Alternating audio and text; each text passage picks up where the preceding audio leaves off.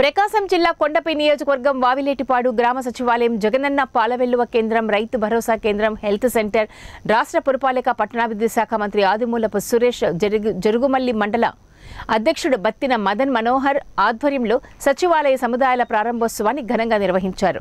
ముఖ్య అతిథిగా విచ్చేసిన రాష్ట్ర మంత్రి ఆదిమూలపు సురేష్ మాట్లాడుతూ, రాష్ట్రంలో గ్రామ సచివాలయ వ్యవస్థను రూపొందించి సామాన్య ప్రజలకు అధికార యంత్రాంగాన్ని అందుబాటులో ఉంచి గ్రామ స్వరాజ్యానికి నాంది పలికిన ఏకైక వ్యక్తి ముఖ్యమంత్రి జగన్మోహన్ రెడ్డి అన్నారు. రాష్ట్రంలో ఎక్కడ చూసినా ఇంత గొప్పగా సచివాలయం, రైతు భరోసా కేంద్రం, పాల కేంద్రం, హెల్త్ సెంటర్ ఇలా అన్ని రకాల సేవలను ప్రజల ముంగిటికే తీసుకుని వచ్చిన ఘనత ముఖ్యమంత్రిదే అని అన్నారు. కాకుండా అభివృద్ధి కార్యక్రమాలు కూడా పెద్ద ఎత్తున చేపట్టిన విషయం ఈరోజు మనం గమనిస్తూ ఉన్నాం. వావిలేటిపాడు ఈరోజు, అట్లాగే మన రామచంద్రపురం, సింగోలు ఈ గ్రామాల్లో ఈరోజు పర్యటించడం జరిగింది. జరుగుమల్లి మండలంలో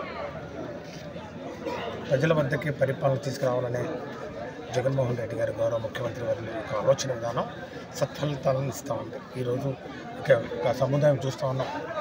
ఒకే చోట సచివాలయం, రైతు భరోసా కేంద్రాలు, వెల్నెస్ క్లినిక్లు, అలాగే బల్క్ మిల్క్ చిల్లింగ్ యూనిట్స్ ఇవన్నీ కూడా ప్రజలకు ప్రభుత్వ సేవలు అందించే దిశలో ఒకే చోట ఈరోజు అందుబాటులోకి రావడం నిజంగా ప్రజలందరూ చాలా హర్షాతిరేకలు వారి వ్యక్తం చేస్తూ ఉన్నారు.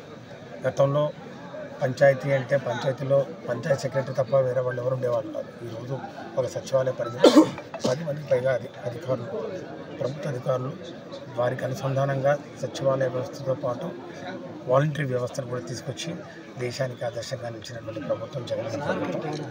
మరి తద్వారా అన్ని పథకాలు, అన్ని సంక్షేమ కార్యక్రమాలు సమర్థవంతంగా, అవినీతి రహితంగా, పారదర్శకంగా